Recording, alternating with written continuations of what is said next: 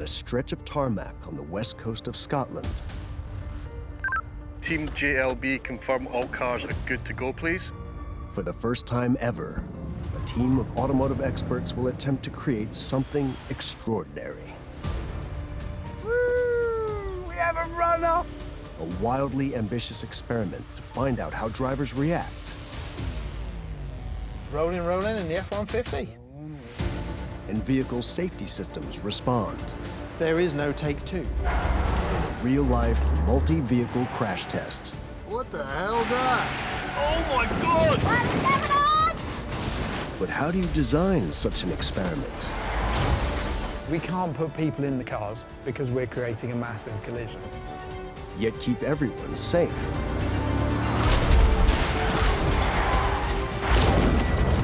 I've just crashed. Frankly, we don't know what's going to happen. Ultimate crash test. Right now on Nova.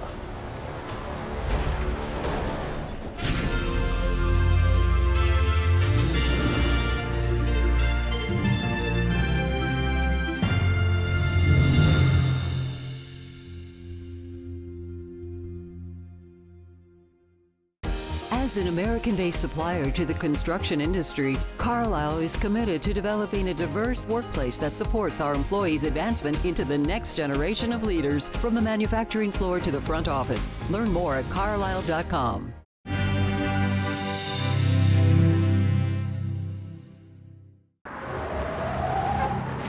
Multi-vehicle pileups can be deadly.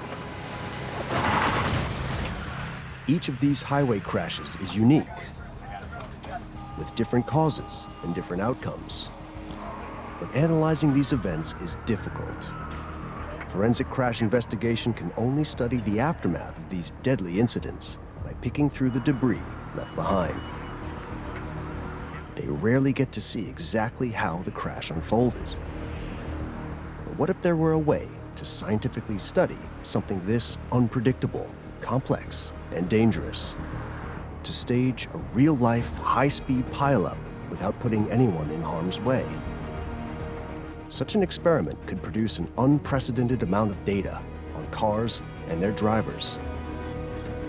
Data that could be used to focus further automotive safety research and ultimately make safer cars and better drivers. An experiment that would put crash analysis of a major pileup to the test, to discover just how accurate it really is. It would be a huge engineering challenge, but one team believes it can create a real-life, high-speed pileup.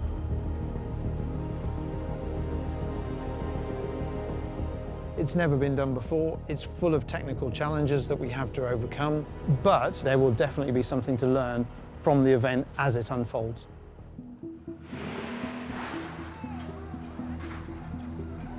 Making cars safer is a challenge engineers have been wrestling with since the earliest days of car design. Your vehicle's job is not just to get you from point A to point B, it's to get you from point A to point B safely. Car manufacturers strive to develop ever safer vehicles, spending billions designing cars that can perform better in laboratory crash tests. It's a practice that was introduced by General Motors almost a century ago. They were the first to do the very basic first crash tests back in 1934. This was really the curiosity of the GM engineers at the time to understand their product and start to improve safety. Nowadays, organizations like the Insurance Institute for Highway Safety in Virginia have taken testing to the next level. Here, within this temple of science, cars are destroyed by remote control, week in, week out, all in a quest for better road safety. The work that we do here is a lot of fun. There's a lot of opportunities to crash vehicles, destroy stuff, but it has real-world meaning, and everything comes back to that real-world element. The vehicle's gonna come through those doors, enter the crash hall at 40 miles an hour, and strike with 40% of the vehicle's front end, the driver's side, striking this part of the barrier. Before the crash, technicians apply a special grease paint to the crash test dummies that will transfer to anything they hit during the impact. If this dummy hits the airbag, we're able to really see what side of the face, as well as what part of the face or the legs are hitting parts of the car. Could I have an egg sensor trigger check? You should have it. Thank you. The crash car itself will have no driver, but will be propelled along a track so the vehicle can maintain a constant speed and direction.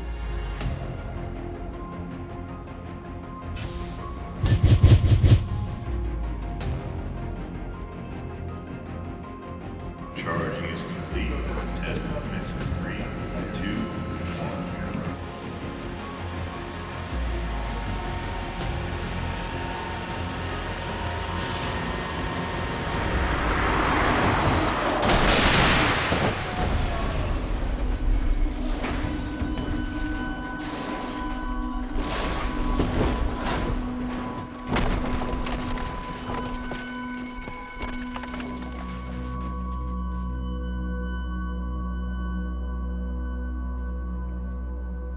So the dummies give us a summary sheet of their results and what injury metrics they consider would be a high risk of injuries. And all of these indications show that both the driver and the rear passenger are looking good. Survivable crash, low risk of injury.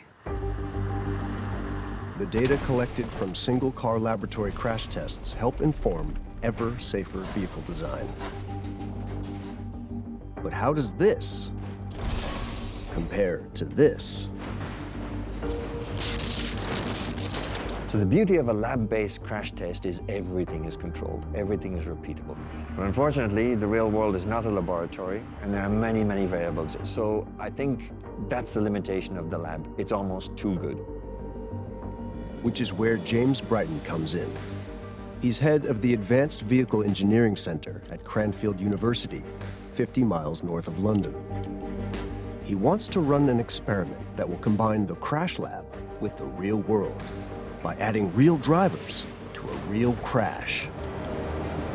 To achieve this, James needs to come up with a plan that not only creates a realistic pileup, but also doesn't put anyone in danger.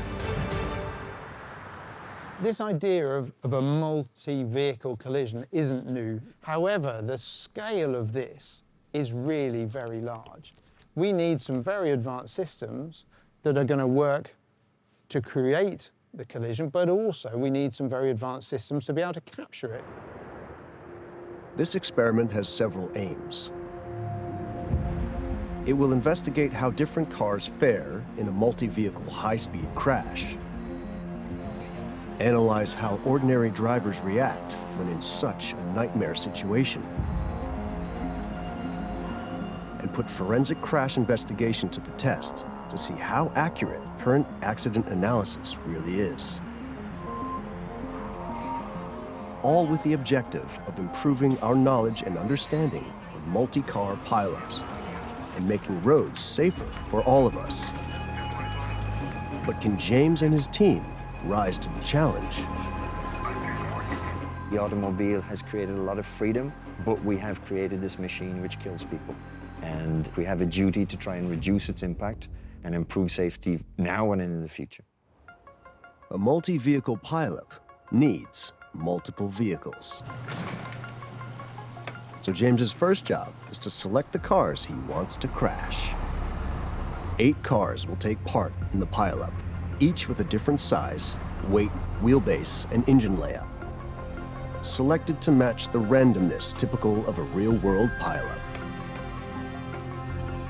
A trailblazer of the hybrid era, the 2012 Toyota Prius, a sporty convertible, the 2002 Porsche Boxster Series 1, a high-performance hatchback, a Volkswagen Golf GTI from 2009, a pickup truck, the 2012 Ford F-150, a luxury sedan, the 2005 Audi A8, a 2010 minivan, the 7-seat Dodge Grand Caravan, a sport utility vehicle, the 2005 Mercedes ML, and finally, a commercial van, in this case, a British 2012 Vauxhall Vivaro.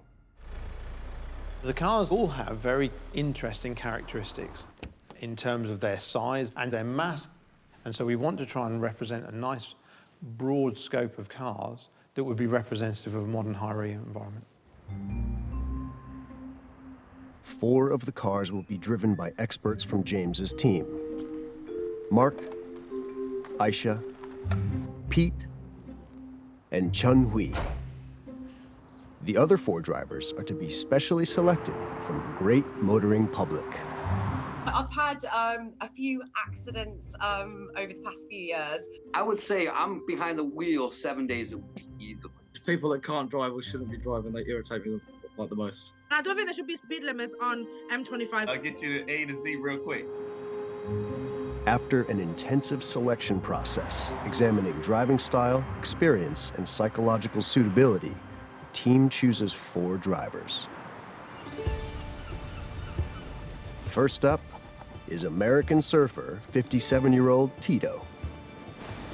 The reason why I love surfing is it allows me to escape from the hustle and bustle, from the city life. I come to the coast and just escape from it all and just be one with the sea. That's what I love. Having driven in both the UK and the US, Tito believes he's developed into a confident yet chilled-out driver. I'm not a perfect driver, but I do abide by the rules, and I'm not a wild driver. I have a car that doesn't go fast. It's just a cruiser.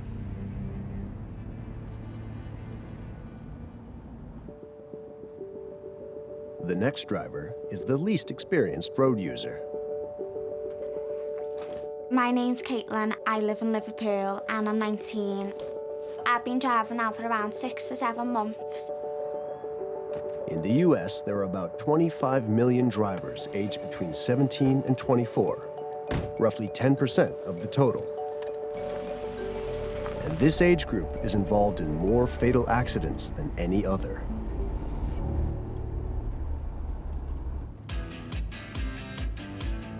With only a few more years' experience on the road is Luke, a 26-year-old construction worker. Bang, bang. As a driver, I'm more of a boy racer. I love driving really fast when it's safe to do so, but at the same time, you know, there's got to be an element of risk to really get your adrenaline pumping.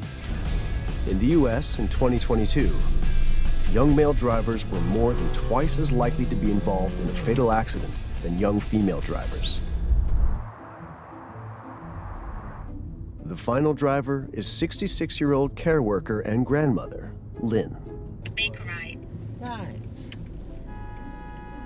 It's always a bloody man. In the US, 22% of drivers are age 65 and over. I'm quite a confident driver. I'd rate myself maybe 7, 8, yeah, pushing to 9. Possibly a 10 sometimes. To make the pileup as realistic as possible and to capture genuine reactions, the drivers must not know the experiment involves a multi-car collision. They have just been told its aim is to improve road safety. The selection process included a psychological evaluation to ensure they can handle the pressure and emotional challenge of the experiment to come. Observing these 4 drivers throughout the experiment will be Natasha Merritt, an experimental psychologist specializing in human behavior on the roads. She'll be analyzing the human factors, assessing how the drivers react when faced with an unavoidable high-speed pileup. This is a bit of a hybrid between real world and a more controlled environment. So you're seeing drivers actually controlling the vehicles, and that's really unique, I think. With cars and drivers selected, the experiment now needs a location. A nearly 2-mile-long airport taxiway at a former military base on the west coast of Scotland is the perfect setting. It's wide enough that we can create our slow lane, middle lane and fast lane, plus a hard shoulder and a lane for oncoming traffic. With the cars, location, and drivers locked in, there's one outstanding issue. Pileups can kill. So how can James Brighton guarantee the driver's safety?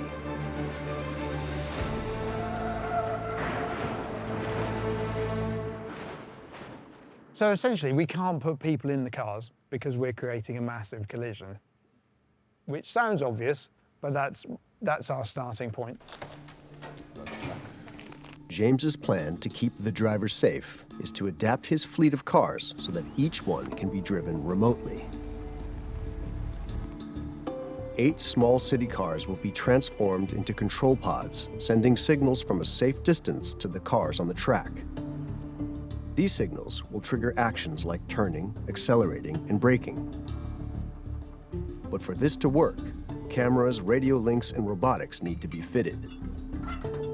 Pneumatic pistons will operate the brakes, while electric motors will control the accelerator and steering.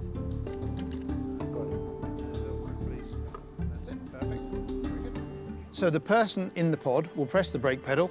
That will send a signal to this car, which then makes this actuator move to push that brake pedal to the same amount the occupant in the pod is pressing the pedal. Which means the car responds perfectly to the driver's actions, however subtle. So we've got steering, brakes and throttle all done on this one. Yep. And the same on the Golf? Yep. Brilliant.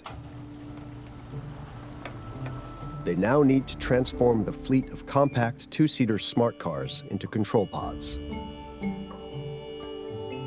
So we need to tune the pods so that the behavior of the real car feels realistic to the driver. So for example, when they move the throttle a certain amount in the smart car, we want that to be proportionate to the acceleration you would expect if you were sat in the real car at that moment in time. For the drivers, the pods will look and feel like regular cars. However, their actions won't control the car they're sitting in. Instead, they will send commands to the specially adapted track cars. So this is an encoder to measure steering wheel position. We've actually got a sensor that's got a lot of resolution, so we can measure to 0.07 of a degree, which is quite important when if you imagine driving on a motorway, the amount of steering input you put to change lane is quite small. So, Matthias, would you like to go and press your foot on the brake pedal? Anything? Yeah, press the throttle. There we go. With the equipment fitted in the control pods, James now needs to get those pods to talk to the test cars. So we need a radio network that will take the signals from the pods and then send a signal to the cars on the other end of the runway. James has chosen to use a point-to-point radio network, similar to a walkie-talkie system. Once on location in Scotland, the stationary control pods, housed off the track in an enclosure, will send data to the track cars via a single radio relay. And so that the drivers in the pods can see where their cars are going, the 8 track cars will send a live camera feed back to the control pods. Will it work? It will. It will work. Of course it will work. Okay, Calvin, can you go full lock left?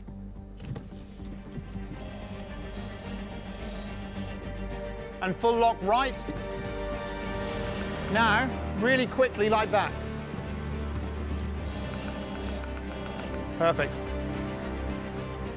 The Ford pickup has been successfully paired with its control pod. Now, it's time to see if it works on the test track at Cranfield.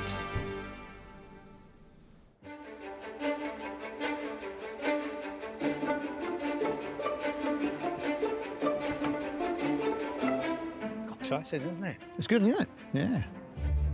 A video screen is positioned in front of professional stunt driver Paul, who today will operate the remote controls. The screen will display the live feed from a camera placed at eye level in the driver's seat of the moving pickup. A little bit down, just a tad. That's it.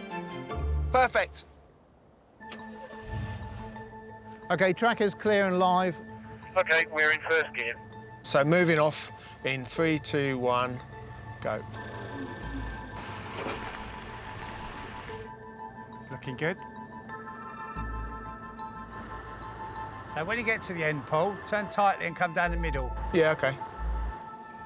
And then basically at this speed, just go left and right. So turning right a bit. Left a bit. Yeah, it feels good. The hard thing to judge is depth. The robotics are performing well. So what do you think then, guys? We just need a bit of work to do on the brakes, that's all, I think. It's a little bit rough around the edges, and the speed we've been doing, we've got more than double that.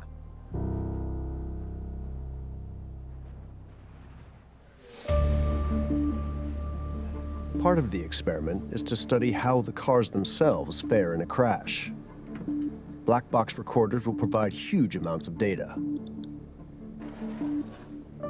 And helping James evaluate how the cars and their safety systems perform is crash analysis expert Janet Bahuth. So my main interest will be looking at the damage of the vehicle and to see how that influenced the survivability of the crash and learn from that so that tomorrow somebody else can benefit from it. In the US, around 50% of the vehicle occupants who die in a car crash are not wearing their seatbelts. So for the crash test, both belted and unbelted dummies will be placed in the cars.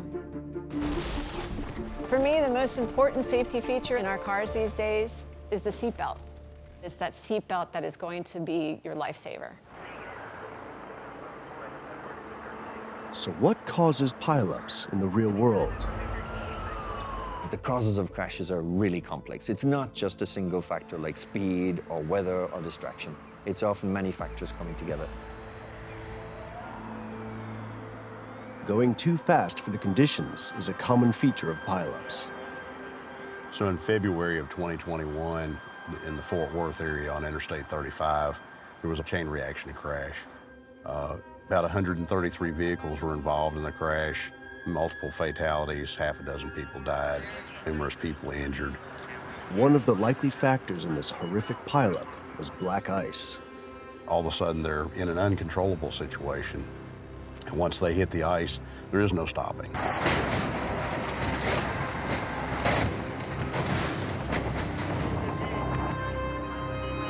It's incidents like this that have inspired the scenario for James's experiment.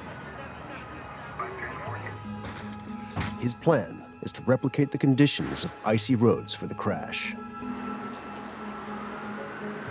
If we can make the road more slippery, then you will start to see what the effect of that will be on the stopping distances of the cars. To identify the perfect surface to match the slippery conditions, James and his team have covered a section of tarmac with 3 different ice substitutes: gravel, oil and water, and oil on its own. The gravel, we know that could be a bit like marbles. Could be a little surprise on that one. Oil on its own, obviously we're expecting that to reduce friction, so that could skid quite well.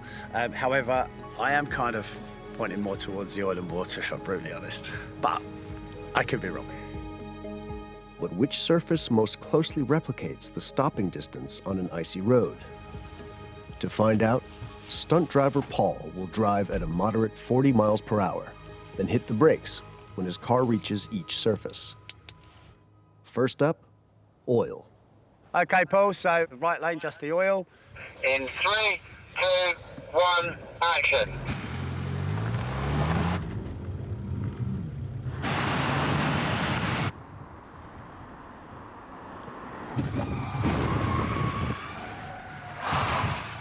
Okay, turn your logger off, stay there for a second. The next lane combines oil and water, and because oil floats on water, the team believes this mixture will reduce traction even further. Okay, Paul. So this is oil and water in 3, 2, 1, action.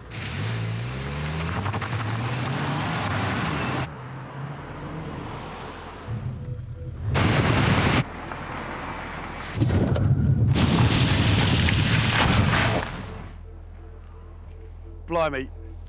To be honest, that's a shocker. That's like 1.5 foot further than oil on its own, and that's it.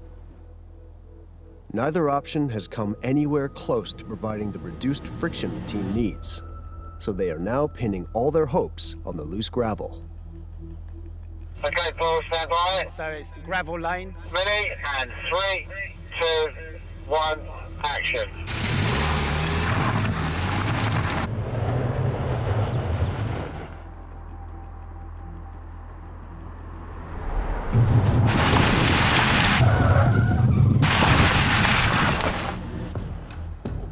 That actually is a surprise. That is a surprise. Okay, Paul, stay there. Unexpectedly, loose gravel looks to be the best substitute to replicate ice. As soon as I touched the brakes, there was nothing. It just went on. Was it just constantly trying to do something? And whereas the other two, they felt exactly the same, and the distance was very the same. Yeah. The gravel reduced the grip on the road just as freezing conditions affect traction. The team decides to use it in the crash test in Scotland. But ice on the road isn't enough. Something will still need to instigate the crash. One of the worst accident types is where a vehicle crosses the central reservation into oncoming traffic. And it's this very scenario that James and his team will aim to recreate. We've chosen a heavy truck which will initiate the accident. This truck, also remotely controlled to keep the driver safe, will cross the center line and block the entire road, leaving the drivers only seconds to react.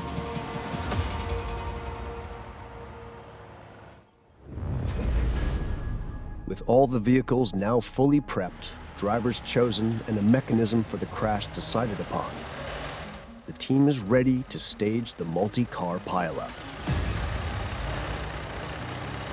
A crew of automotive engineers and technicians has descended onto the west coast of Scotland, where the crash test will take place in less than a week. Go very left first. That's it. Keep it on that. That's it. Keep it on that. Now straighten up.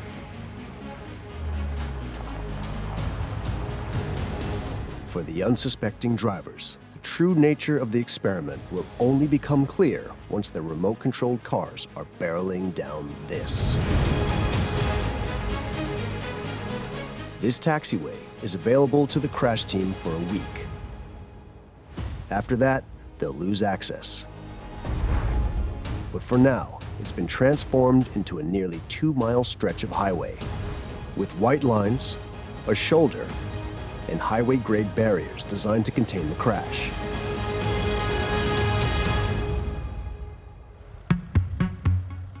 Everything must be up and running before the drivers arrive, including the radio communication system. The radio link worked well on the test track in Cranfield, but it could be a very different matter in the continuously changing atmospheric conditions and radio signal-rich environment of a live airport.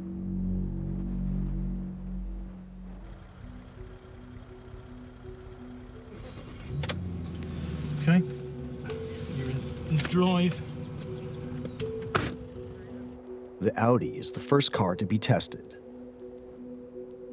With the track cars on the tarmac, all the pods are positioned in a temporary enclosure a safe distance away. Video screens and blackout drapes have been fitted to enhance the immersive experience for the drivers. Professional stunt driver Paul is controlling the Audi from its linked control pod. Yeah, we're going to go straight to 70. I'm happy to. Going for it now.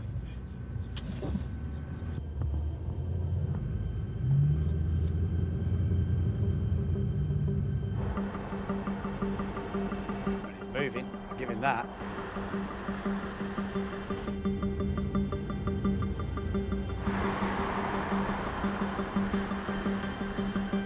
Let me know when you're at 70, please.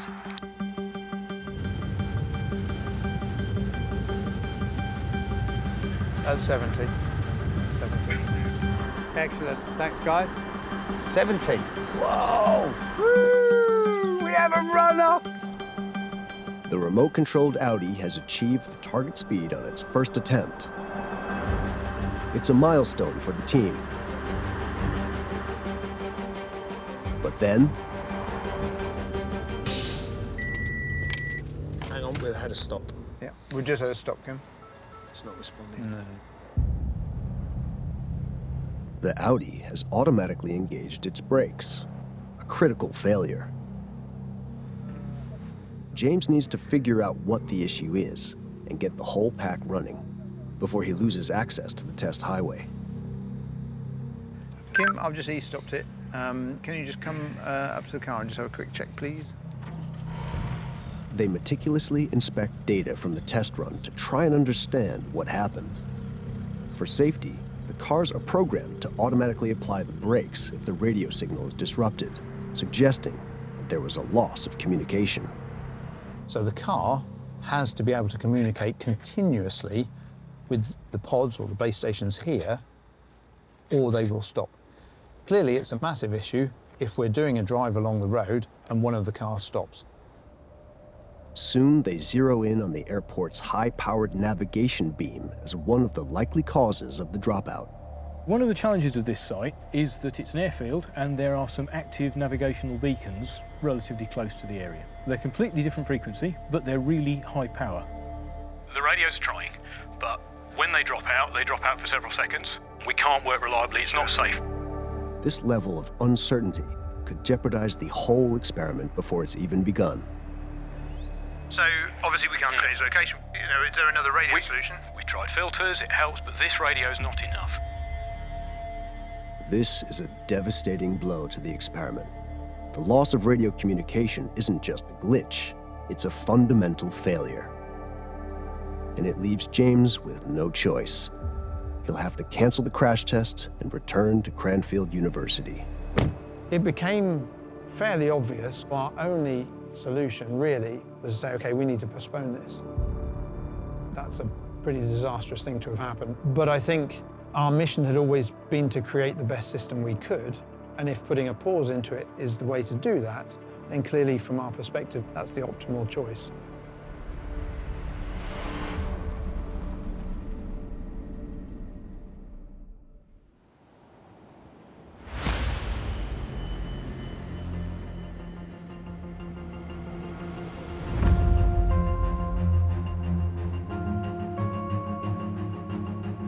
Right, antenna. Okay, first one, 2.4. Green, That's right? good. Yep, green. Red. Okay, ready to power on. It's taken a year and a half, but James and his team have returned to Scotland with a new plan and a new radio system. One they hope will be able to maintain connection with the cars. That's good and sturdy. Instead of a point-to-point system with a single transmission path, they're pivoting to a mesh network. Like a cell phone network, it allows for multiple connections between the cars and control pods. 14 transceivers, called nodes, form the network, one on each of the 8 track cars, one back at the pod tent feeding the control cars, and 5 spread throughout the track. Each one acts as a junction to route data back and forth between the pods and the cars. This means, if one path is blocked, the signal simply reroutes and finds another path.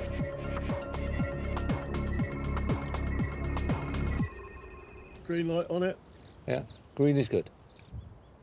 The new system should handle any interference from the airport's antenna, identified as one of the reasons for the radio dropout that led to the Audi's emergency stop. Well, that's the theory, at least. Car is in park and we're ready. So, with the new system up and running, Okay, James, so we've got engine started down this end. I've got steering initialised. 10-4, we're ready to move off. 3 to 1, and remote control car is rolling.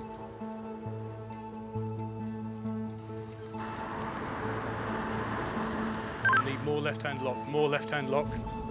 for the first time, 2 cars head out onto the track together to see if the new system can cope. We are right on the Edge down here, so I'm just going to take it gently down to the bottom of the track. Out of hold and brake applied. Okay, so we're now ready to go. Do you want to count us down? Yeah, so 3, 2, 1, both go. Go.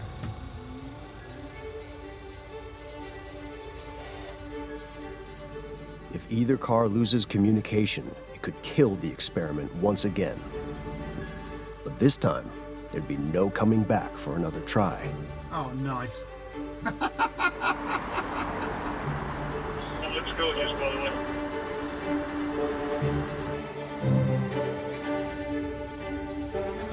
You are picking up speed very quickly. 70 miles an hour, 75 miles an hour. Joss, this one's a quick one.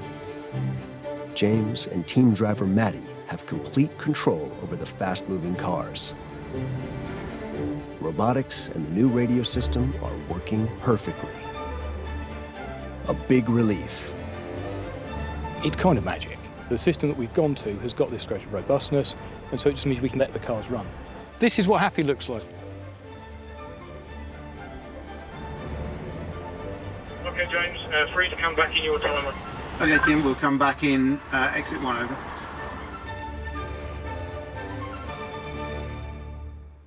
So that was amazing. 2 cars at 70 miles an hour being remotely controlled down the motorway. Absolutely super, no dropouts, held lane very nicely indeed. Yeah, wonderful. Out on the track, attention turns to the remote-controlled truck, the vehicle that will instigate the crash. So we're using a very similar remote control system for this. So we have a radio link, we have an input, which in this case isn't a pod, it's a second set of driving controls that we're using for the driver to control this vehicle remotely. It's much better, if you can, for the driver to eyeball it directly, and then he can take his cue directly from what he sees on track. As the unsuspecting drivers approach at high speed, team driver Scotty will launch the truck remotely from a platform overseeing the track. With steering locked, the truck will cross the center line to block all 3 lanes. Good to go. 3, 2, 1.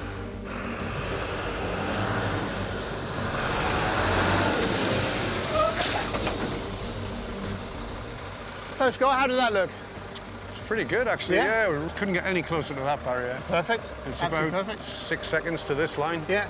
So Lovely. This is effectively the scenario that'll be painted in front of the drivers, and so they'll be approaching this point. Absolutely a worst-case scenario for someone really is. driving on the motorway. You would not want to be presented to.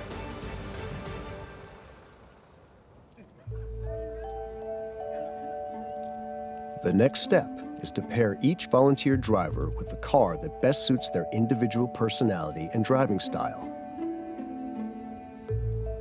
Cautious Lynn gets the eco-friendly Prius. Racer Luke takes the speedy Golf GTI. New driver Caitlin gets the luxurious Porsche.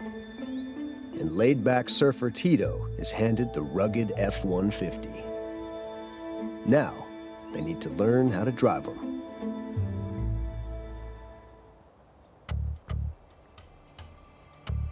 Come on. First up for driver training is Tito. Okay. That's my car right there. Got my name on it. Wow, this is gonna be fun. Hello, Tito. Hello, James. Are you ready? I'm ready, let's go. The Ford F-150, popular in the US, has a high driving position. So the main difference, Tito, is obviously you're not moving, so you don't Yeah, feel the yeah. acceleration cues. You've basically got to look at the speedo, okay, to get an idea of how quick you're going. All right. 3, 2, 1, moving on. Rolling in the F-150. Oh, look at this. This is cool. That's pretty good, isn't it? So you are looking cool, it has to be said. You are looking very cool. I got it. Cool as a Like- cucumber. That's it, you're good. You're good. Almost got a sensation of movement there. Yeah, you Whoa, you really that was did. weird. Yeah, that's it. So that's 50 miles an hour already, and you've only done 500 meters. It's a strong start for driver training.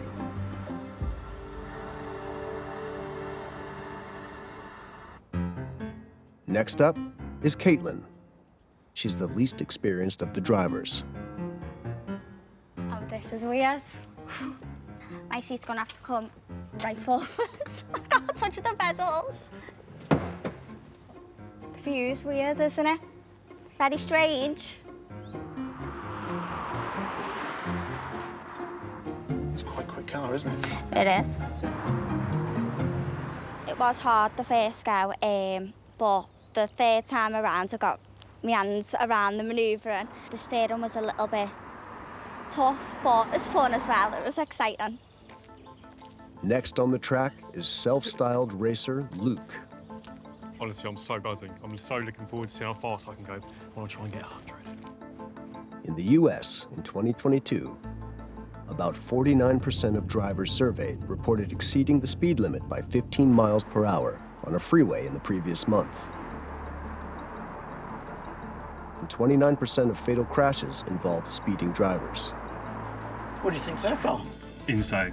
See, even doing like 50 miles an hour, this doesn't feel like you're doing 50 on the screen. No. Oh, I'm getting the hang of it now, yeah. Yeah. That's 60. That's 70 mile an hour already. Oh. That's 80. You might want to back off Oh, a yeah, little 80. Last up is Lynn, the most experienced and most cautious driver. Okay, so you know and drive. All right. Okay. Oh, and we're off. Yeah, there you so are. yeah. Ah. There we go. And off you go. Oh, Small bloody movement. Nora. Oh. I'm going no, all I'm over not. the bloody place. No, you're not. No, that's it. I don't know whether these glasses are... That's Oh. it. Just really small movements. Oh, Just really, really crikey. gentle. So tell me how fast am I going? You're doing 30 now? Oh, is that all? Yeah. Oh, now you're come doing on, 35. Oh, right. Ah, there we go. There you That's go. more That's like it. it. There Come you on go. then. All right, Way! there you go. Excellent. Granny rides again. Oh, dearie me, yeah. I just feel a bit... makes you feel a bit weird. Oh, but it's good. Oh, good. Yeah, I really enjoyed it. Apparently it was going quite fast. To create a realistic highway pileup using remotely driven cars, it is crucial that the volunteers are fully immersed in the driving experience. Experimental psychologist Natasha Merritt is interested to see how far this immersion goes. It's really interesting to see how Tito really feels like he's driving that truck. The way he's sitting and he's feeling a bit higher and he's putting his arm on the side, even though he's nowhere near that truck. You can see that what Luke is seeing in the road, it's quite an immersive environment. So it's really interesting how he's basically using his mirrors as he's been trained to do so in a normal driving environment. And then go back into the other lane. All right. Let's go. That's it. Give it an indicator. Checking the Loving blind that. spot. Look at that. He's totally like he's driving that Golf. That was really, really impressive to see, actually. It's a good sign. The drivers are quickly becoming immersed. The pods are providing the realistic driving experience that this experiment demands. And the volunteers are still unaware of the experiment's full objective and what they'll really be facing the following day. 1, 2, 3.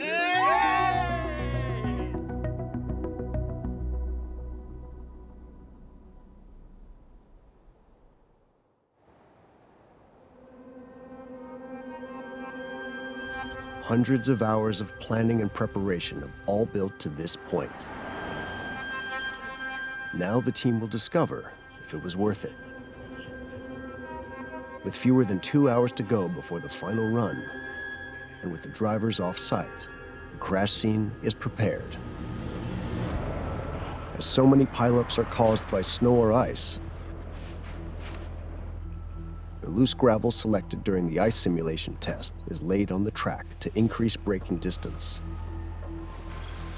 The gravel will also kick up dust and reduce visibility, another common feature of pileups. Stationary vehicles are positioned on the shoulder to create extra hazards. Data recorders are switched on. Dash cams are fired up. And cameras are secured in the pods to record the drivers as they experience the crash. crash analysis expert Janet Bahuth wants to see how occupants of the cars would fare if this were a real accident. So she has brought along some special passengers. All right, guys, so in this vehicle, we'll have two dummies. We'll have a dummy in the front seat, passenger side. Yep. That dummy's belted. In the back, directly behind the front seat passenger, is another dummy in the rear. He's unbelted. So my job in all of this is to take a look at the human aspect of the crash and what happened to the humans, because ultimately we're trying to keep them safe during a crash. The best scenario would have been to put them in the driver's seat, but today we can't do that because we have all of this instrumentation. So we'll put them in the front passenger seat. In one instance, we'll put another one in the rear. Some will be belted, some won't be belted, and it's all different scenarios because that's how the real world is.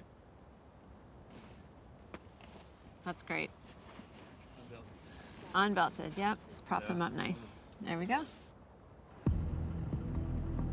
With the cars now all ready, This is the quintessential lab test with real world combined. Frankly, we don't know what's going to happen. it's time to bring the drivers back to their remote control pods. They have no idea what is about to happen. As far as they're concerned, this is just the next driving test.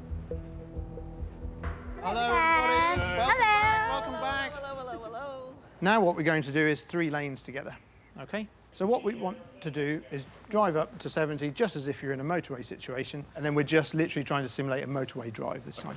All right? Can I go in the slow lane? Race ya. Oh, it's good to be back.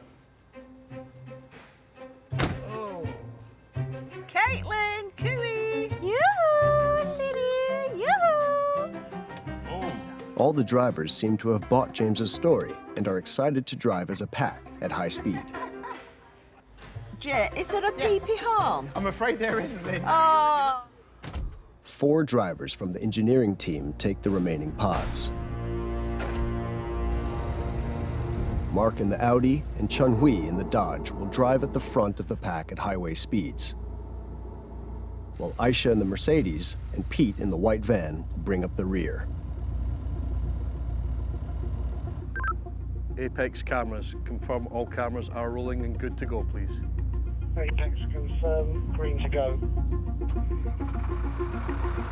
Out on the track, the truck is fired up, and team driver Scotty gets ready to engage the vehicle from his viewing platform. Okay, let's launch drones, please. Drones going live.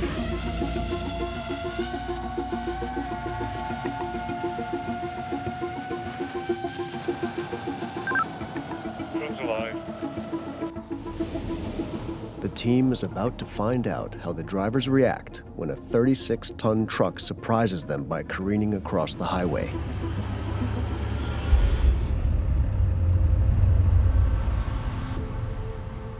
All drivers, can you please apply the brake pedal hard? We have now given you all control. Driving remotely, they have no idea what lies ahead. Now we will proceed along the motorway, drive up to 70 miles an hour. Please remember, keep in your lane.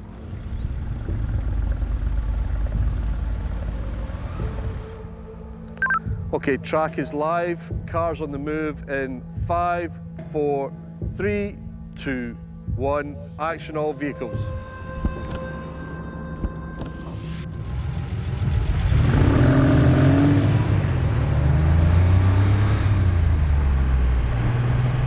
Bloody hell, the Porsche's off. Blimey, everyone's steaming away. Oh, look at him go.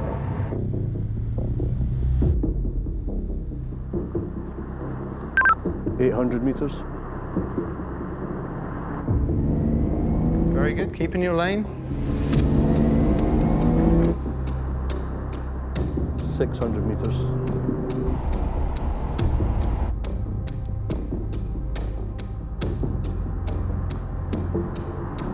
400 meters. Oh, he's veering, he's veering.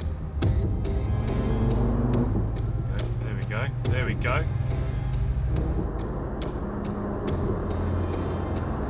200 meters out.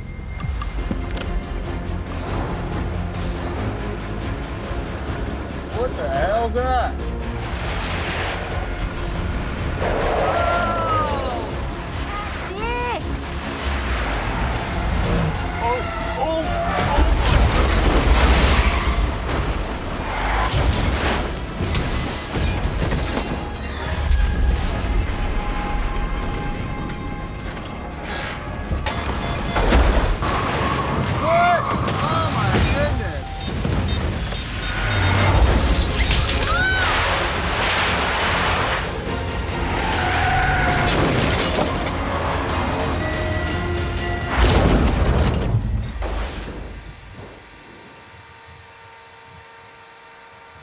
I've just crashed. Oh my God.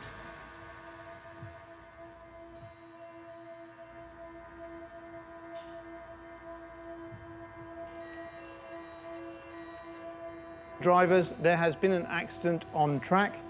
No cause for alarm. Everybody is safe. We will now investigate. What? Was that for real or was that AI? Has Caitlin's car gone underneath the truck? Deep breaths, Caitlin, deep breaths.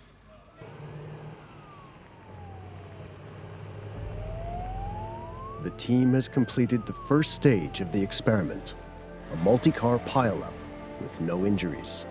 Every detail painstakingly recorded from start to finish.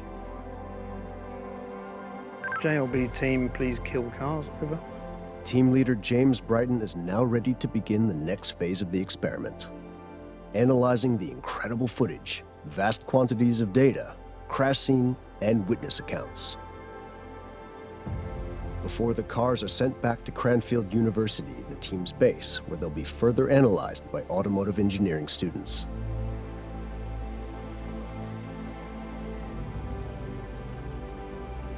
After years of preparation, it's a huge relief to see all the pieces finally come together. This is so great. So cool. Helping to dissect the pileup is crash analysis expert Janet Bahuth. So the Golf made it through? Yeah, it clipped the back end. Wow. Yep. For Janet, this wreckage site has extraordinary potential.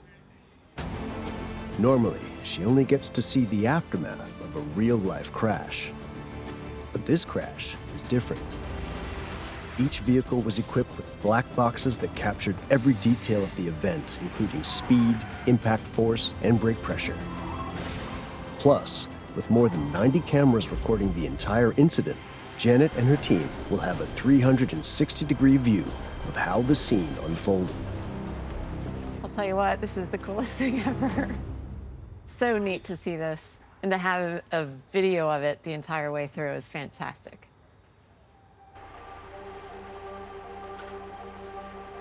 Although it's rare for cars to catch fire in crashes, the fire crew makes sure the site is safe. Back at the pod enclosure, the 4 volunteer drivers, Tito, Caitlin, Luke, and Lynn, are still processing what just happened. I saw Luke slow down. I was like, oh, I gotta slow down. Oh my God, I'm so confused. They were selected to represent different ages and driving styles. None of them knew they were about to be involved in a multi-car pileup. Before taking part, they all underwent psychological screening to make sure they could cope with the emotional toll of being involved in the crash, and will now be assessed again by a psychologist. None of these assessments are filmed in order to protect the driver's privacy and well-being. The other 4 drivers, Mark, Aisha, Pete, and Chun-Hui, are part of James's team and knew exactly what was coming. Hi, everybody. All 4 of the volunteer drivers are given the all clear, and they all want to learn more about the experiment and see the crash site up close. So what we have here and what all of these people have put together was done on purpose. We thank you for being a part of this. We used you as the drivers who didn't know what was going on. And my job in all of this is to look at how you fared in your vehicle. Thank God you weren't actually in it. Yeah. We have, in our world, we have crash tests where it's all very sanitized and instrumented, and we know exactly what's going to happen for the most part before it does. In the real world, of course, we have no idea. What we did is we mixed the 2 worlds. A lot of naysayers about how this is never going to work. We did it. We did it. Thank you. You were a huge part of this. Oh, man. Not one car escaped the pileup without damage. Some are almost unscathed. Others are barely recognizable. One element of it that we really didn't want is just one enormous pileup where there is no decision to be made by the drivers. There's really very little to learn. Every driver took a different reaction to the events that were unfolding in front of them.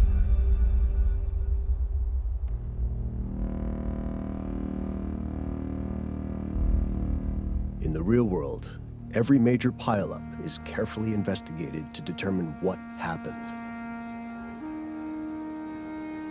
This staged crash is no different. A team of crash investigators will now analyze the incident using standard forensic techniques. To keep the investigation as realistic as possible, the forensic team has been sequestered. They did not witness the crash and have no prior information.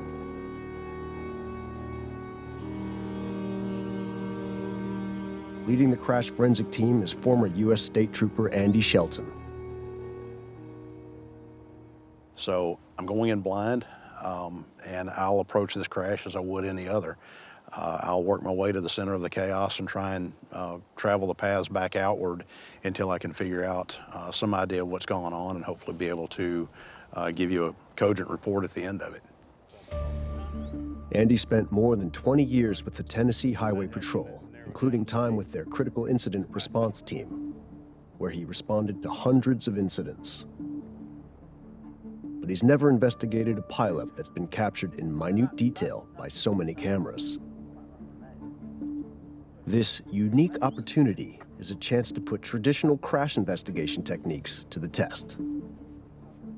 The challenge is you have the disorder of the chaos of the crash scene, but you have to be able to make order out of it.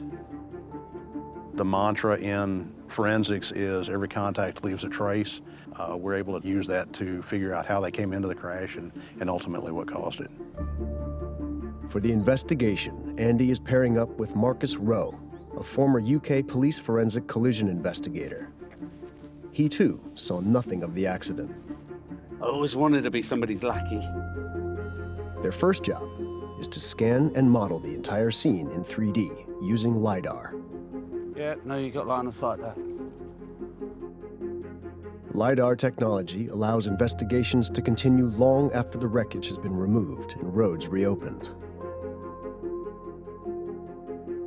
So we're going to be able to take the scene that we have here and drop it back onto, for instance, Google Earth or something like that. If this were to be a criminal case, we can show the context of the roadway around it, things like line of sight issues, hills, trees, anything that may have distracted a driver along the way.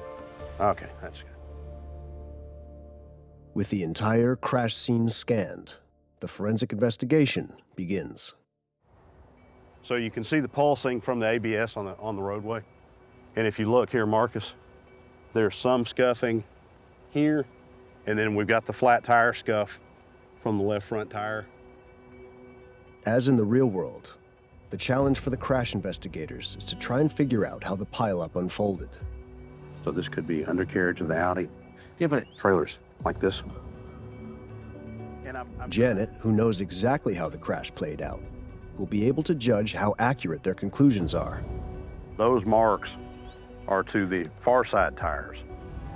We're looking for the physical evidence that talks to us, right? That tells us the story that can only be made in one way. As Andy and Marcus work to pick apart the crash details, Janet can now show the drivers how their actions in the pods played out on the track, and whether the safety systems in their cars would have done enough to protect them. First up is Lynn and her Prius.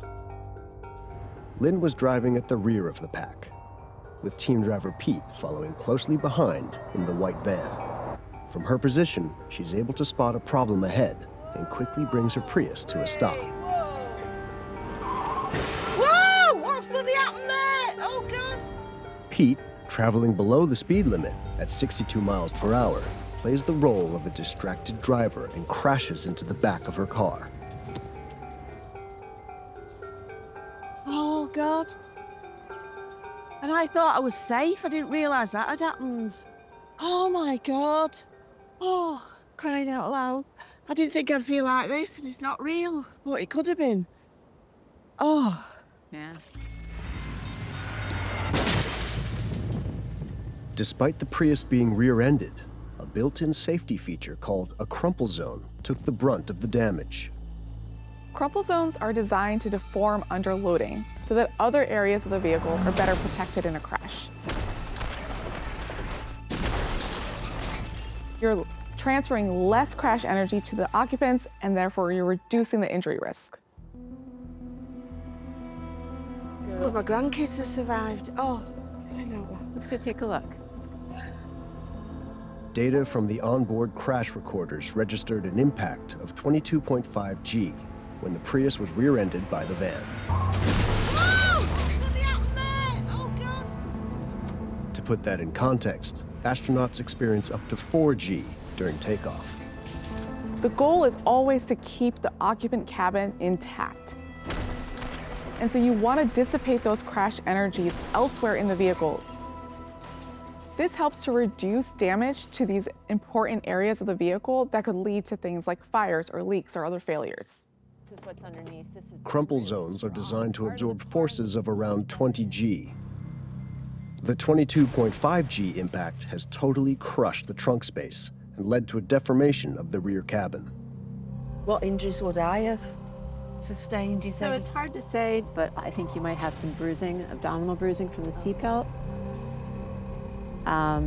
Probably some neck pain at the very least. Yeah. I'm a little bit more worried about somebody in the back because they were directly don't say impacted. that. Oh.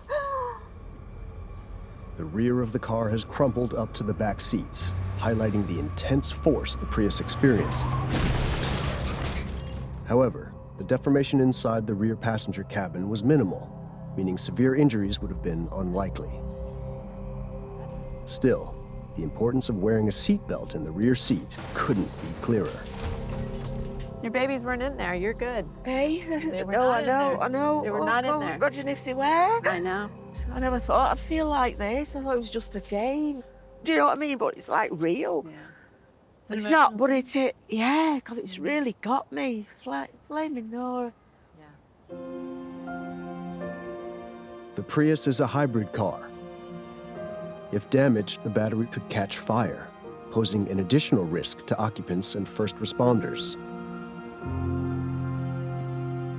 But in this case, the battery remained intact. The car's crumple zones absorbed the impact as designed, protecting the battery. As a result, there was no risk of a battery fire. But can Andy and Marcus figure out the scenario that led to the Prius getting hit, using only the evidence left at the scene? It's apparent that someone probably overreacted to the crash occurring in front of them, and then possibly an inattentive driver drove into the back of them. So that's kind of a clear and defined crash that's separate from everything else that we're looking at. Tito, an experienced U.S. driver who's based in the UK, spots the danger early. Remotely driving a Ford F-150 pickup, Tito reacts quickly, even though the flying grit has reduced visibility. What the hell's that? Oh my goodness! What? Tito may have benefited from the higher driving position of the truck. Taller vehicles can have some safety advantages, including the fact that you just have better visibility. You're riding higher, you're able to see more. They often are also larger and heavier, and this has benefits in a crash because of just basic physics. When you're coming against smaller vehicles, your vehicle is going to have a safety advantage. For the crash forensic team, this analysis is straightforward. That side of this section of road is higher than this side. So these are locked tyre marks and they're tracking directly in a straight line, so the car did not yaw. So the F-150 is coming in a straight line and it's just followed this curved path and it's just kind of come to a rest gently there. But is this how Tito remembers the crash? Wow. Oh my gosh, look at that. Look at your car. It's all right. Did you mean to move over? Dude, I was just like Just holding tight. on because I didn't want to hit anyone. Okay. Wow. You could drive away, right? Right. It looks like it. No, tires intact. Yeah. So this is interesting because it's a higher frame car. Yep. A lot of trucks in the U.S. Yes. And, you know, we've got some interesting cargo. Yeah. I'm surprised it didn't go through. You know, you fared really good in this. Let's take a look inside. How about the passenger? Passenger's okay? So as a belted occupant and the passenger side here, the dummy was jostled around. Okay. Not a big deal. He's belted. In this impact, pretty good. You walk away. We're good to go. Woo. Lynn and Tito managed to avoid hitting the truck since they both reacted quickly to the unfolding situation. Natasha Merritt is an experimental psychologist researching car safety. For her, the footage is revealing. As he's coming towards the crash, he tries to avoid the crash like in the real world. What the hell's that? Oh my goodness! Instead of just braking, he actually tries to move out of the way by steering, which is more of an experienced driver's behavior. Whoa, whoa, whoa, whoa. With Lynn, she's well behind. She sees it all happening way ahead. She slows down even more. She's sort of avoided the crash, but as is also, again, typical in these situations, she ends up being rear-ended by another vehicle, which happens again in the real world. Being rear-ended is a reminder that for drivers like Lynn, danger on the road can be behind the driver as much as in front. You've just got to be so careful of what's behind you and what's in front of you and what's at the side of you. You can't just be centred on your own little world. You've got to be aware of everything all around you when you're on the motorway especially. Having shown Tito his F-150, Janet now wants to show him one of the other cars on the tarmac. You had mentioned you have a Dodge minivan. Yes, and when Yeah. I go visit the States, that's Yeah. what I drive. Let's go take a look at it. The minivan was driven by Chun Hui, one of James's team drivers. During the crash, it experienced multiple collisions.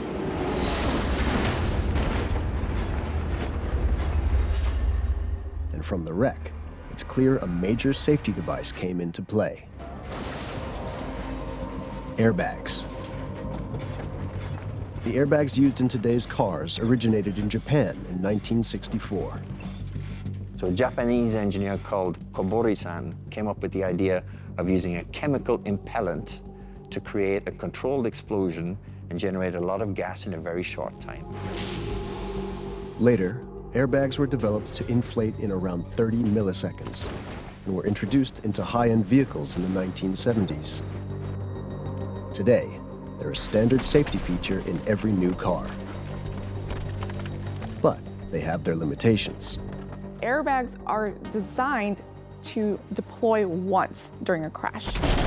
So for subsequent events, they're not going to have their full effectiveness. Automotive manufacturers would love to be able to design against multiple impacts for one vehicle. It's difficult though, because after a first impact, an occupant might be inside the airbag, so to speak.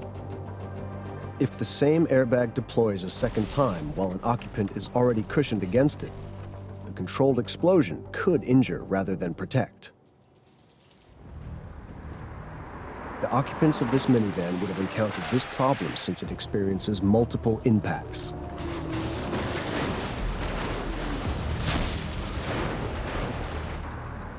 Its first point of contact is with the parked black Audi A6 towing the camper.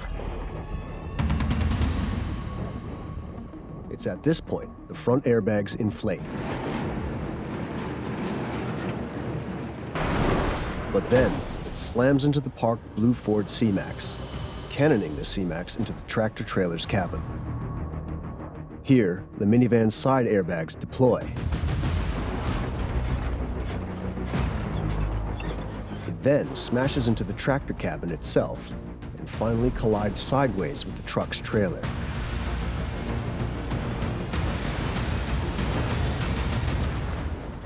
The front and side airbags deploy during the first two impacts. However, since they are designed to deflate quickly to avoid trapping or suffocating injured occupants, they offer less protection during the final side-on collision. Oh my goodness, man. This car went through a lot. It wasn't just one impact, obviously, because the entire front is destroyed. The side is destroyed. You can see toward the back, we've got rear impact. We had a dummy sitting in the front passenger seat. So the airbags deployed, but at the end of the day, It didn't do a whole lot. Okay, no. Airbag or not, with this much intrusion, with this much damage to the occupant space, nobody would have survived that. No.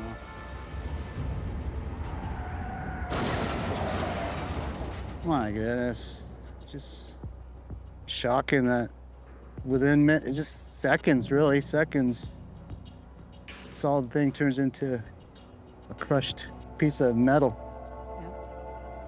This is the car seat with the seatbelt that held the car seat in. Yeah. So if there were a child sitting back there, they didn't make it. No. 100%. It's a huge impact. I will continue being a defensive driver. Good. Major impacts like this, just any car will get crushed.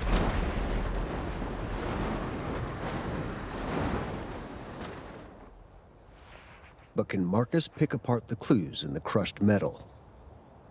I think the white vehicle, the people carrier, has probably, to be confirmed with paint transfers and other things, had an impact with the blue towing vehicle. It's put it into a sideways yaw, which has then resulted in a sideways, fairly significant kind of slapping impact. And it's gone quite high, actually, after impact, onto the lorry. Marcus is correct about the circumstance that led up to the Dodge's crash. He has incorrectly assumed the blue Ford C-Max was driving rather than parked on the shoulder. But he has figured out which car struck the truck first. The C-Max cannot have got to its resultant position if the white vehicle was here. So the C-Max event must have happened before the white vehicle event. The blue Ford is first into the collision, followed by the white people carrier, followed by the F-150.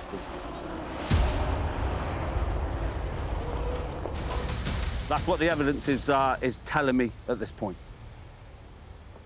And Andy has found some physical evidence that confirms this theory. The Dodge came into the side of the Audi. In the process, this blue paint, which my initial assessment was it was from the side of the truck, it's actually from the Ford. Cool. So the front end loaded up into the back of the Ford. You got the white bumper was actually deposited in Nice. here. Wow, that's so neat. And we removed that out of there in the process of assessing it. And then I told you it brought some of the Audi with it. Yeah. This was trapped in here. It's a black panel with the green panel adhesive on the back of it. So it brought part of the Audi to the Ford and left it behind. Across the track, Marcus has spotted something interesting with regards to the Porsche Boxster, driven by Caitlin, the youngest and least experienced driver.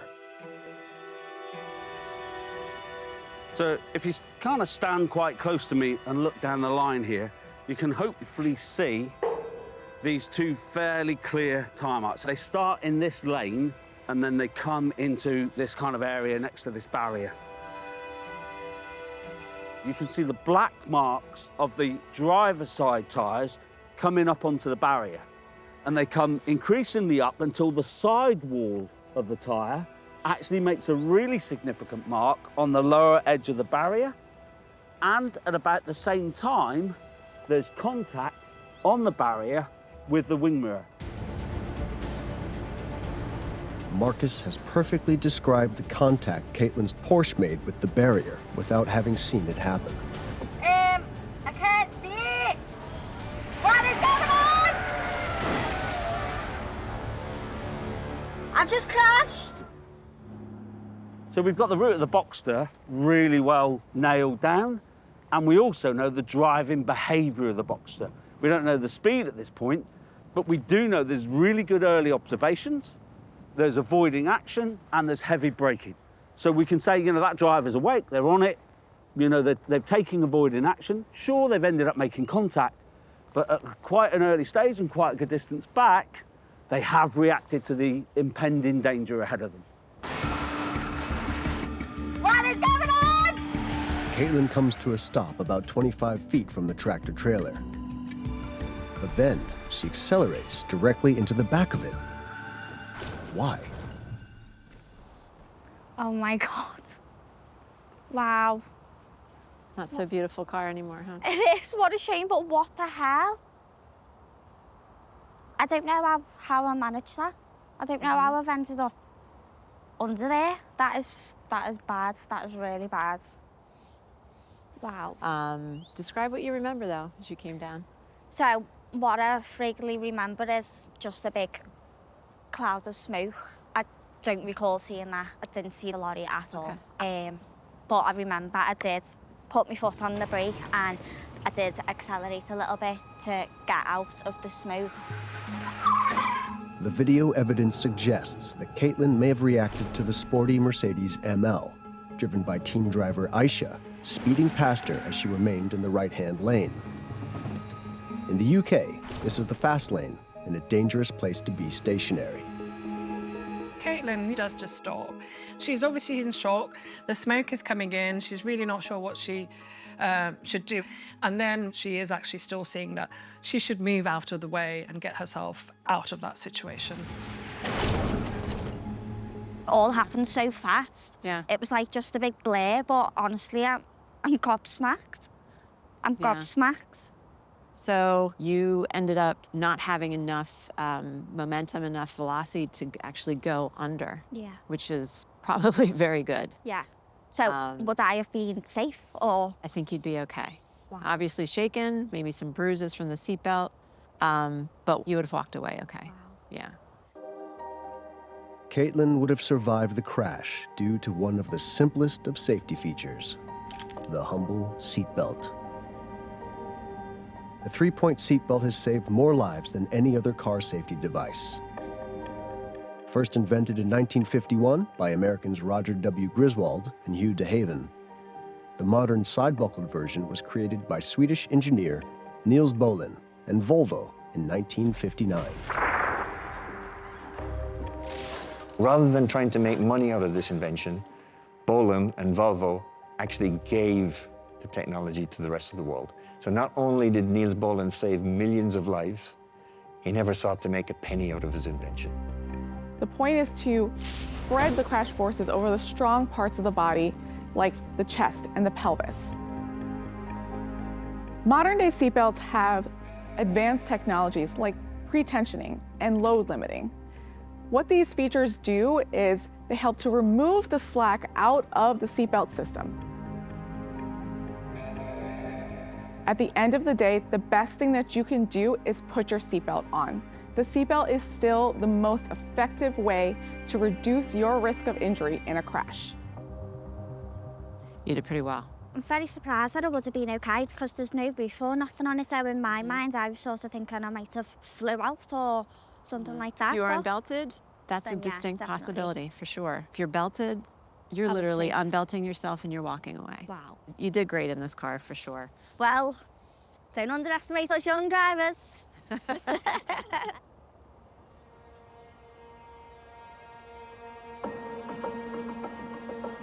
The Volkswagen Golf, driven by adrenaline junkie Luke, has come to a stop about 40 feet on the far side of the tractor truck. These are the track marks of the Golf. The left-hand side of here, as you can see, that's underneath the lorry. So we know that the Golf has come through before the lorry is across the road, if that makes sense. The Volkswagen appears to have traveled through the location of the trailer from the delivery truck. So in order to travel through it, we know the truck wasn't there. Marcus and Andy know that the Golf could not have passed through the truck. They can also tell that the Golf didn't squeeze past the cab of the truck before it blocked the road. If that had happened, any damage to the Golf would be on the other side. So can they figure out what really happened? Oh, Jesus! So you can see, it looks see. unscathed here, doesn't it? Yep, So literally absolutely. the impact was the side right into Started it there. here. You can even see the white paint. Look at that. Yeah, tore through it. That's got to be part of the metal. Oh my God. Back at the truck, the investigators make a breakthrough that could explain the damage to the Golf. So we've been looking constantly now for a solution that allows the Golf to get through to where it is, and we found the secret. There's a contact from the lower corner of the trailer that's actually gouged into the roadway that's indicated that the trailer has actually come up in this kind of configuration. The front right corner of the second trailer has clearly made contact with the ground. For this to have happened, something must have struck the back left side of the trailer, forcing it up into the air. The impact of the Porsche wasn't significant enough to have caused the trailer to tip. However, damage to the luxury sedan Audi A8, driven by team driver Mark, which is now a crumpled wreck 20 feet from the truck, suggests it might be the reason the trailer tipped. So if it's come up from there, created a new hypothesis, is it possible the Volkswagen actually could have gotten under a portion of or all of the trailer at some point? The investigators' theory is that the Golf didn't go through the truck, but under it. The truck trailer is pushed onto two wheels as the Audi strikes it, gouging out a piece of the roadway as it lurches, creating a gap underneath, which the Golf drives right through. But is there any evidence available to the investigators to give them confidence in their theory? What we identified is red paint on the bottom of this surface. It's the only red transfer we found on the vehicle. The traces of red paint prove the Golf contacted the underside of the trailer. The trailer actually has to have been up at some elevation for the Volkswagen to get underneath it. The only thing we can think that could have caused that kind of opening is the impact of the Audi striking the trailer first, the Volkswagen shooting underneath the edge of the trailer as it went by, then the Porsche coming in behind that.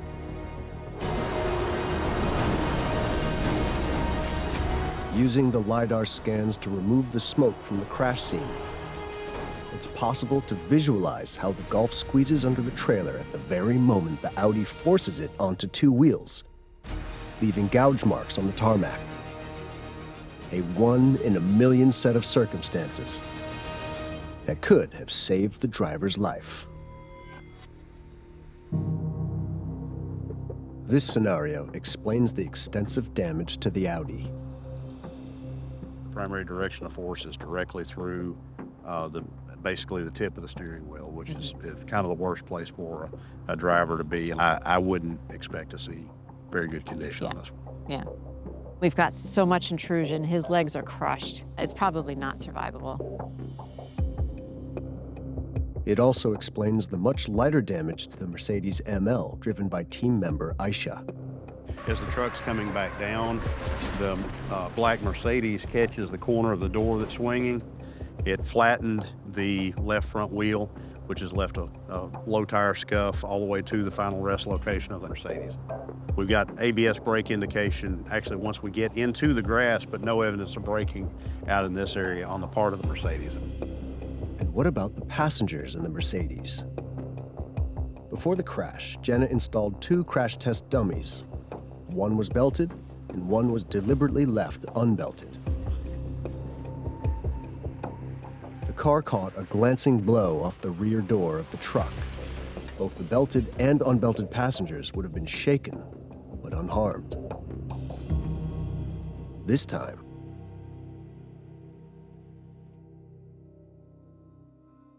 but what about the occupants of the Golf? Would they also have been unharmed? The Golf has gone underneath the trailer. There's been some contact between the underside of the trailer and the Golf on the A-pillar that you can evidence together the cause and effect of those two areas.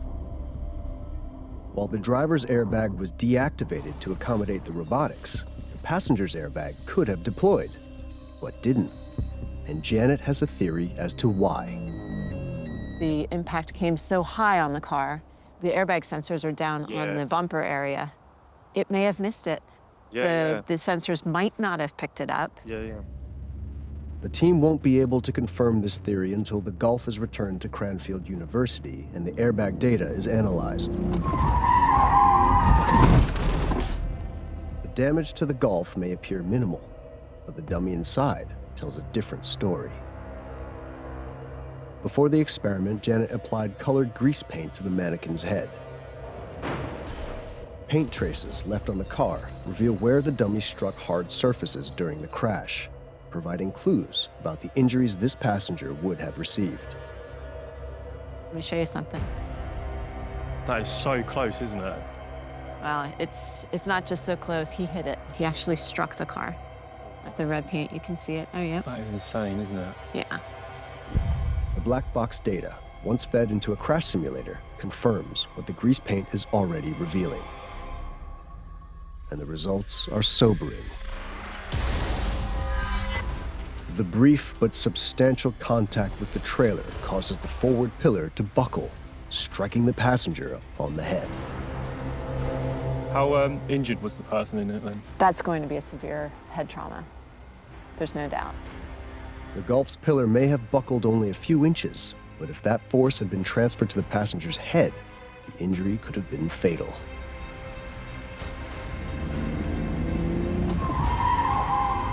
And obviously, what the injuries I sustained.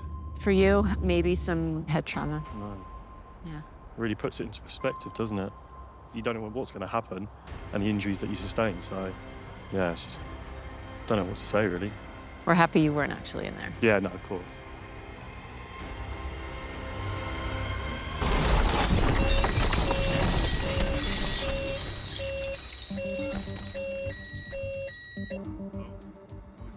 He's veering. You can watch Luke's pupils, they are dilating. He's definitely got all of the responses of a shocked and immersed person. He's absolutely in that environment and he's trying to avoid it and he just can't believe it. For Natasha, it's proof of the validity of the experiment. Although the drivers were in remote control pods, they still experienced this crash. I've never really been in something this serious before. At this speed, and when something happens this quickly, you have no time to react.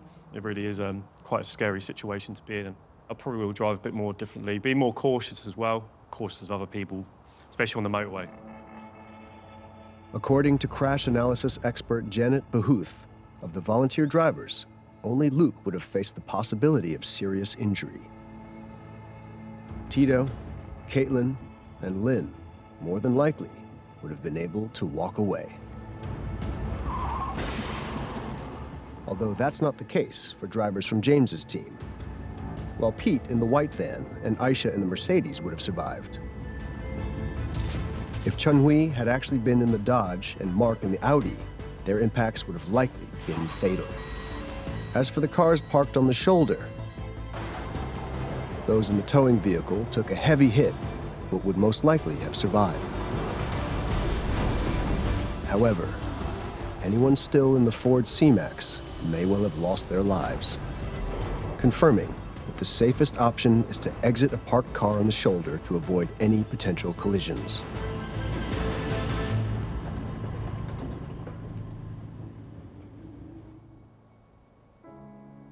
Having laid out their theory, Marcus and Andy now get to watch the crash unfold for the first time to see if their findings are correct. There we go. It's exciting.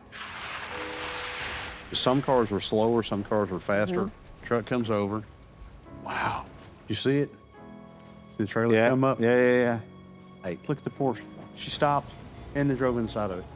She pulled over knowing something bad was happening and then realized, I'm in all this smoke, I don't like the smoke, get out. And that's why So she was continued. trying to drive to She escape the didn't smoke know. screen. She didn't know the tractor trailer was in.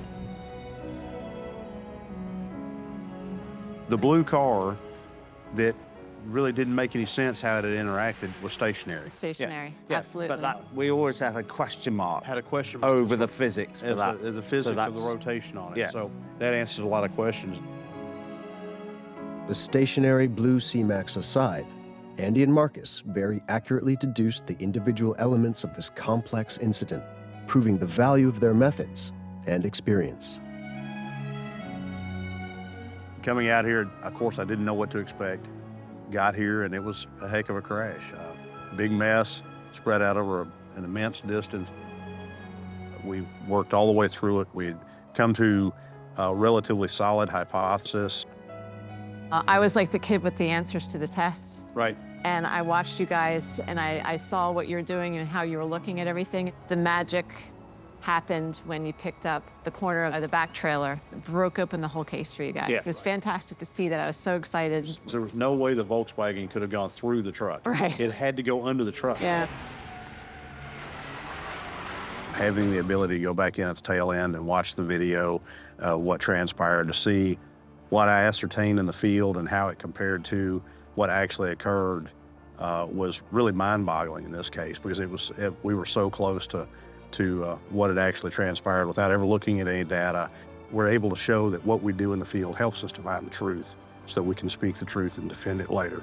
And it was a great process to be able to do that. It was just fantastic. Wouldn't you like to have this on every crash? Seeing that gulf under the lorry, it's unique. But we read it correctly. The science doesn't lie. It's not luck. It is a scientific art form to read and diagnose collision scenes. And we've done it right.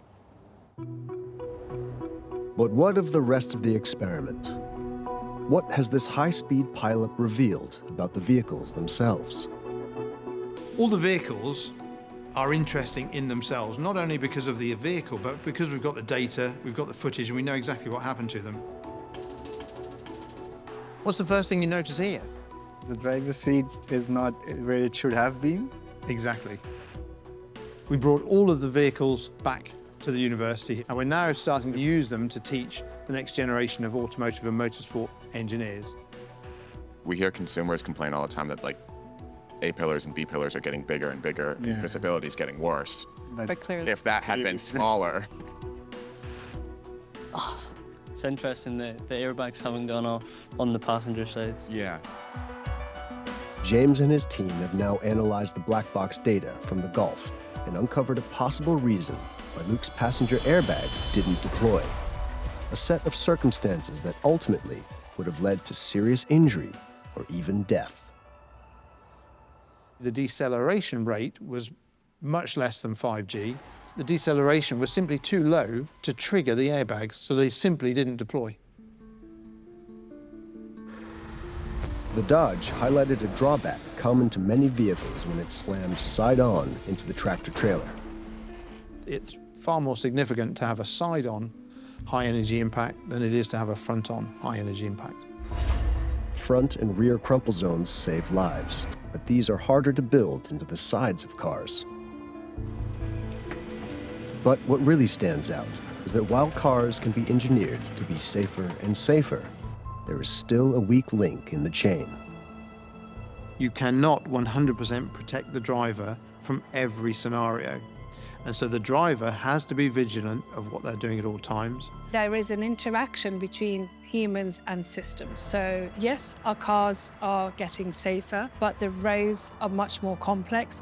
Vehicles are much more complex. People are still speeding, and obviously the faster you go, the more likely you are to be involved in a crash.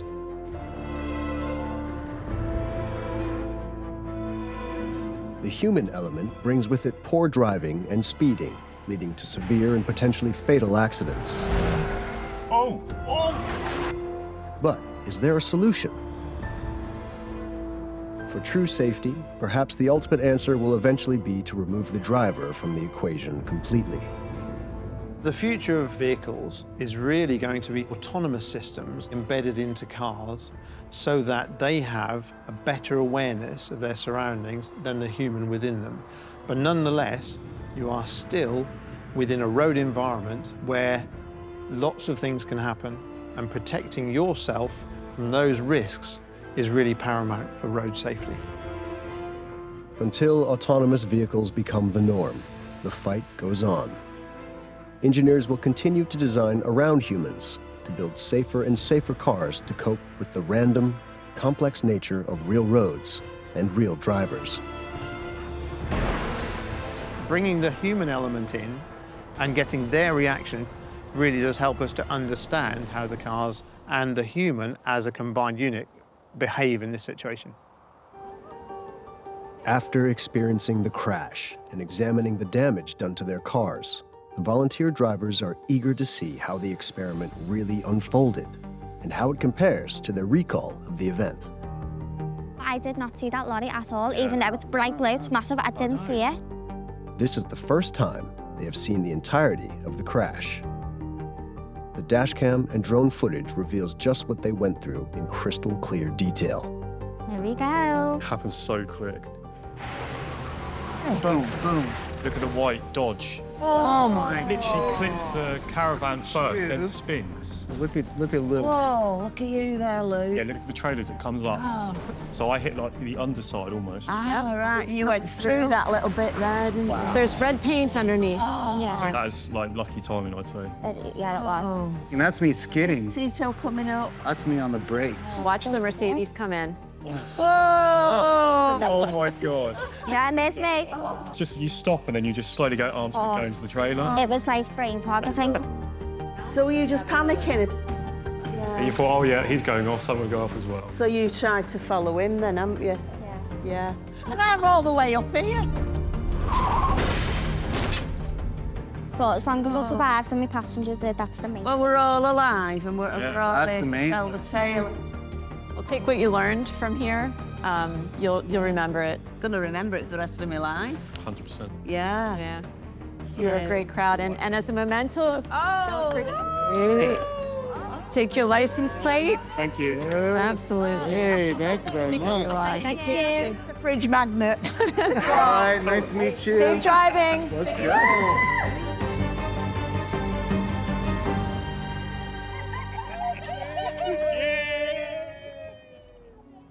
I am mind blown and I am gobsmacked about it.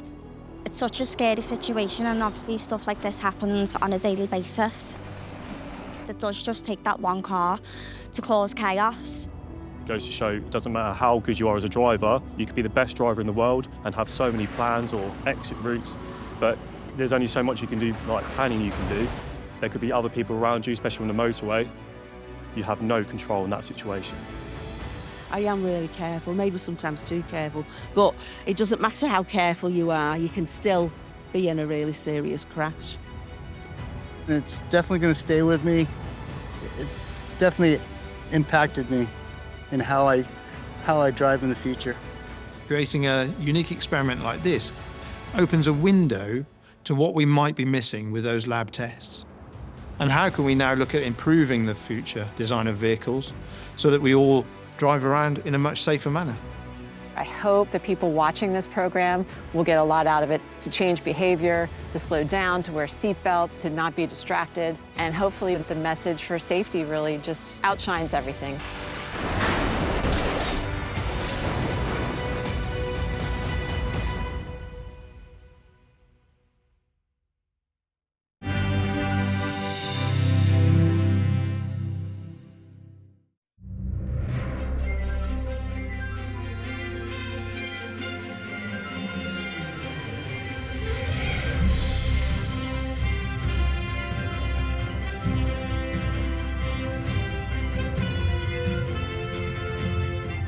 This program is available with PBS Passport and on Amazon Prime Video.